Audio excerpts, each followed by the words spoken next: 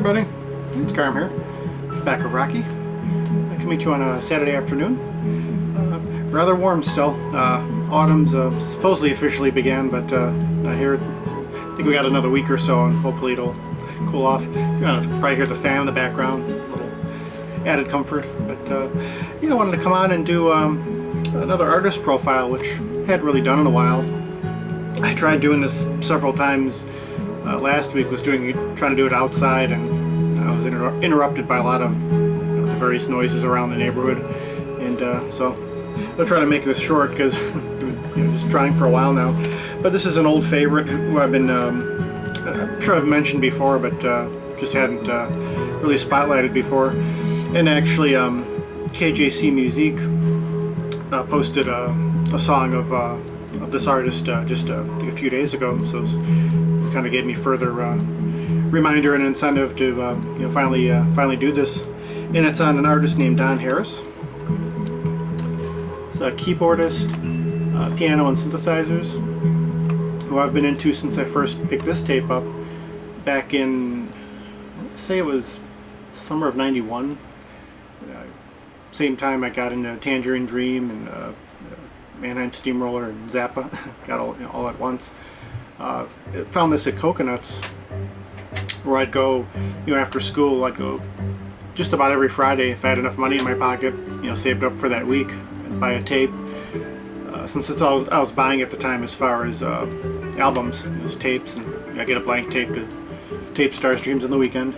But I remember seeing this and just being intrigued by the cover. It was one of those early situations, and this is his third album from '89. I'll get further into this as I go. But, yeah, I'll just start right in with his first one here, Elevations, from 1987, and there here we go. The director in place. He established right away his, to me, a very distinctive style, very distinctive pattern on keyboards. Highly melodic, at times cinematic, very sophisticated use of voicings and textures and melodies. A very strong sense of wonder to me, but without sounding too simplistic. Kind of similar to people like Ray Lynch, I've mentioned many times before, Richard Souther, Richard Bermer. Very much kind of, they're all as distinctive from each other as as individuals, and he is as well. But that would be the closest thing to comparison as far as that overall approach. On here, compared to later albums, this is probably a little more stripped down, but still very beautiful, very evocative. Yeah, I like all the pieces on here. I think I have a different. Oh, yeah. No wonder I have a different cover in a different CD case. There it is. It's confusing myself there. Yeah, but yeah, this is his first one, Elevations. There's a piece on here called Leaving Sedona, which kind of looks like the cover a little bit. Let's see the red rocks. I was wondering about that. But yeah, just a really nice start here, and it's on Sonic Atmospheres, which he recorded for the most of his albums are on that label. Michael Stearns was on that label, and a few other notable kind of contemporary instrumental artists. But yeah, great start here. Okay, okay, now I got these together. Yeah. So the second album from 1988 is Vanishing Point. Wondering if maybe the same artist did the covers. And on here he gets a little more complex in some ways, or adds more orchestration to to the sounds. Using the various synthesizers of the time. Using Synclavier and DX7 and Roland. As far as like the interface interplay between acoustic and electronic, I think he was pretty innovative in that, in his approach, and again really distinctive with the voicings. This might be my second favorite album overall, next to Abacus Moon. And most of these, it took me a while, it took me some years to finally get his whole collection, even though most of his albums were recorded between the late 80s and early to mid 90s. You can see the various instrumentation there. And oftentimes on his albums he was joined by guest musicians on percussion or guitar, adding a little bit of color to everything. But even just on his own, there was so much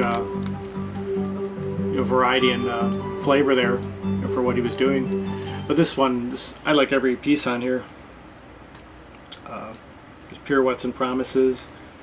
The Sunlight samples are among the standouts.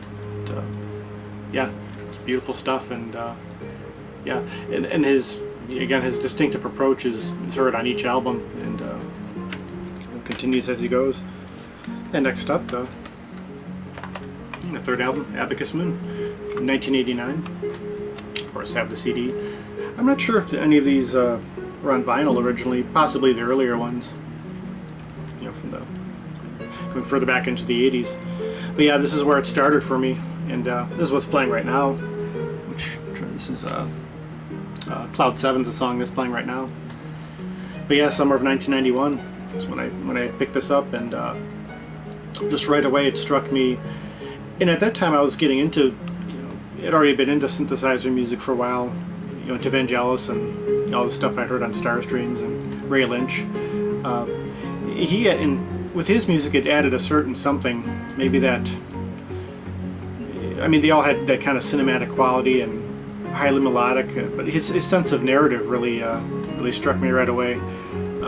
Some of the criticism of what's known as New Age or the contemporary or progressive instrumental of the time is that it kind of sounded like one long introduction, where they would establish a mood and kind of stay there, and the piece wouldn't really progress up, beyond its initial premise. His music always progressed, though. You could hear it. He's even as however gradual it is, he's always developing very much. And yeah, again, that strong sense of wonder, but still a real sophistication. And yeah, I'd start with any album of his if you're really interested in getting into him. But this is where it started with me, and I think this is where it really kind of came to full fruition with his overall approach. And yeah, I just love it. Yeah, fantastic. Now this next one is what was featured on KGC Music's channel. This is a Shell Game from 1990. Which piece he featured? I think it was the 8th one here, Consolation. I think that's the one he featured on his channel. And on here, I think it gets maybe a little more layered, in his overall use of instrumentation. Maybe a little more sense of drama to the music, which I think there's a great deal of joy I hear, and even exuberance. But there's also, it runs the gamut of emotions. But I remember getting this one early on too. I think I was about halfway through high school. Yeah, just beautiful stuff. Very evocative. A lot of his stuff sounds like it could be used for animation, maybe like an animated story that has that feel to it. And the artist himself. Yeah, there's previous albums listed on there. And, yeah, still on Sonic Atmospheres. And, yeah, beautiful. And next up we have Mysterium. This was from 1992. And here I remember there used a little more use of piano as far as lead melodies, although piano played a large role in just about all of his albums. It's kind of a lead instrument, but I remember it being a little more prominent here, as well as using guest artists. This one's also on Sonic Edge, which I thought was a subsidiary of Sonic Atmospheres, but I think it was really the same label, just maybe under a different heading. But I think it was basically the same thing. And here he's joined by Michael Spiro on percussion, among others. There's also some electric guitar on here. Craig Huxley executive produced, which think he was also involved in the label in various ways. But yeah, I mean, they're all, you know, they're all very good and very well worth hearing. And again, with the artwork, you know, I mean, it's a lot like the picture of the music. There's various colors and shadings and textures, and you know, his music's so subtle too. I mean, after all these years of listening, I'm always hearing new little things. Even if there's some melodies that are a little more predictable, you know, you'll hear other little shadings in there that might not have been apparent the first time around. And next up here we have Higher Elevations, which is a compilation. This came out in 1994. And on here it's, you know, from his previous albums, the pieces are culled from. I think there's a few, there's 2 or 3 release or songs that were made specifically for the recording, previously unreleased. So it's a really nice sampling, you know, blend of his overall music. Yeah, I could start with this, or with again with Abacus Moon if you're wanting to get into his stuff. I really like the cover here, kind of negative and reversal here. But yeah, it's a really nice, almost like a ready-made mixtape of his music in general. And so this is it for the Sonic Atmospheres albums. Again, he only made a few on the label in a fairly short time, and then he didn't make any. What I could tell, he didn't make any albums for several years until 2000. He came out with this one, Heroes Welcome, which you can see is different from the previous ones in that it's a solo piano, all acoustic. Which his approach on here is it's really interesting to hear him without the synthesizers and just you know, stripped down to the basics of the acoustic piano.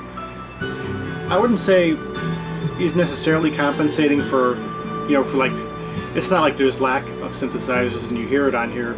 He's playing the piano in such a way that kind of fills in the sound with kind of a rolling, cascading sound or approach.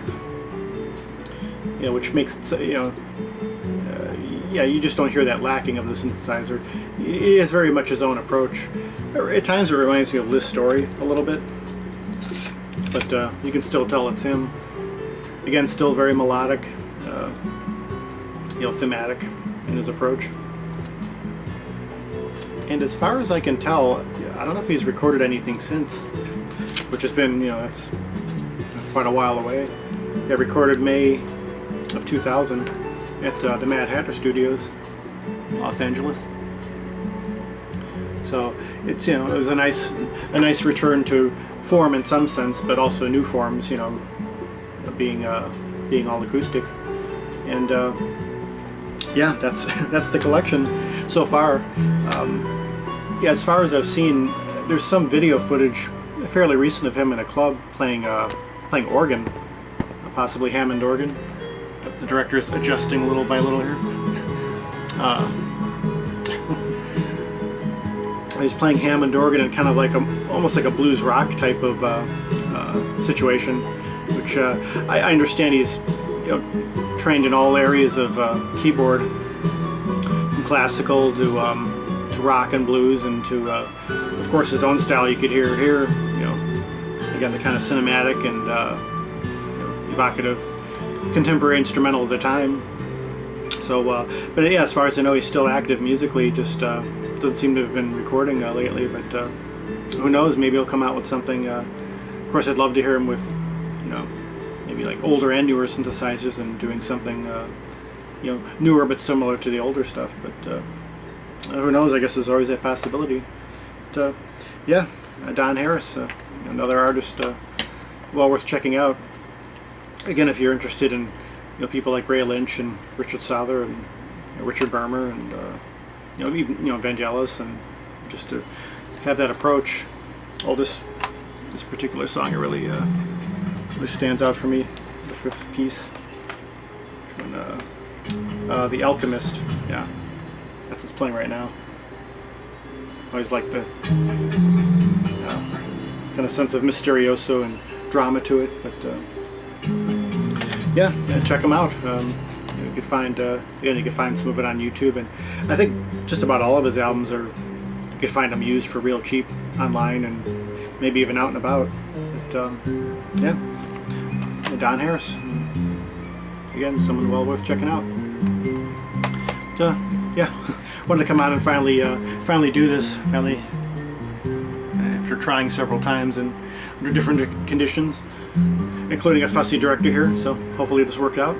But, yeah, and I hope you're all well where you're at. And thanks for watching. And if it cools off wherever you're at. And until next time, peace, love, and joy.